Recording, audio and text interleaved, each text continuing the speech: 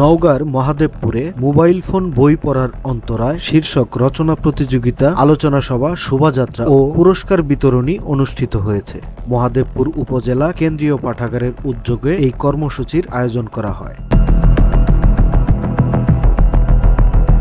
প্রতিযোগিতা শেষে পুরস্কার বিতরণ অনুষ্ঠানে প্রধান অতিথি হিসেবে উপস্থিত ছিলেন মহাদেবপুর উপজেলা নির্বাহী অফিসার মোহাম্মদ আরিফুজ্জামান। সাংবাদিক ও গ্রন্থাগারিক লিয়াকত আলী বাবলুর সভাপতিত্বে আয়োজিত এই অনুষ্ঠানে মুখ্য আলোচক ছিলেন মহাদেবপুর জাহাঙ্গীরপুর সরকারি কলেজের অধ্যক্ষ প্রফেসর মোহাম্মদ রুকনুজ্জামান আহমেদ।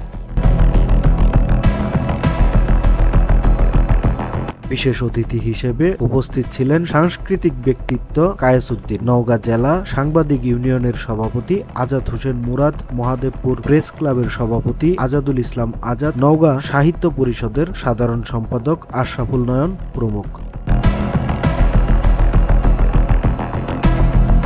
উপজেলার ৮টি শিক্ষা প্রতিষ্ঠানের মোট ৩২ জন শিক্ষার্থী এ প্রতিযোগিতায় অংশগ্রহণ করেন। সময়ের কলম, নিউজ ডেস্ক।